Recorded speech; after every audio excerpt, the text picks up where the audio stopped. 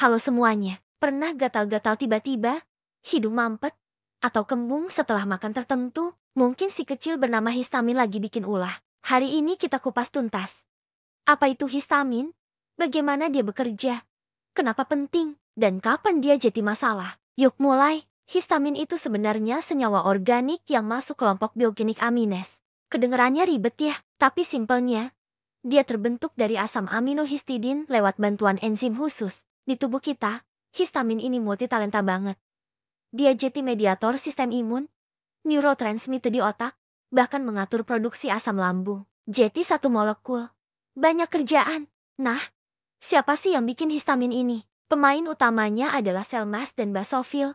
Keduanya bagian dari sistem imun kita. Di lambung juga ada sel spesial namanya enterochromaffin-like HCl yang lepas histamin buat rangsang produksi asam lambung. Yang menarik, histamin juga bisa masuk dari makanan loh, terutama yang difermentasi atau udah disimpan lama. Histamin hari ini bekerja lewat 4 reseptor berbeda. Ada histamin 1, H1 yang bikin gejala alergi kayak gatal dan bersin. Histamin 2, H2 yang ngatur asam lambung. Histamin 3, H3 yang main di otak. Dan histamin 4, H4 yang ngurus sel-sel imun. Makanya kalau kita minum obat antihistamin, dia target reseptor tertentu, misalnya antihistamin buat alergi fokus ke histamin 1, H1. Tubuh kita punya sistem canggih buat atur kadar histamin. Ada 2 jalur utama buat uraikan histamin.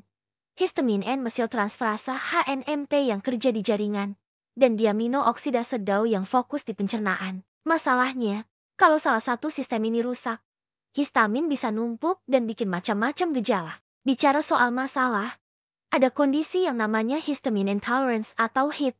Ini bukan alergi biasa, tapi lebih ke ketidakmampuan tubuh mengurai histamin dengan baik. Gejalanya macem-macem, dari sakit kepala, muka merah, gatal-gatal, sampai gangguan pencernaan. Diagnosisnya gak gampang, biasanya perlu kombinasi riwayat gejala, tes respons diet, dan kadang pemeriksaan enzim. Terus gimana cara mengatasinya? Tergantung masalahnya apa. Kalau alergi, antihistamin histamin 1, H1 bisa membantu. Masalah lambung, histamin 2, H2, blocker atau proton pump inhibitor PP mungkin jadi pilihan. Untuk histamine intolerance, biasanya perlu pendekatan diet, menghindari makanan tinggi histamin dan yang ganggu kerja diamino oksidase DAO. Tapi ingat ya, sebelum coba-coba diet ketat atau suplemen, konsultasi dulu sama dokter atau ahli gizi. Yang penting diingat, histamin itu sebenarnya penting buat tubuh kita. Dia kayak bumbu di masakan.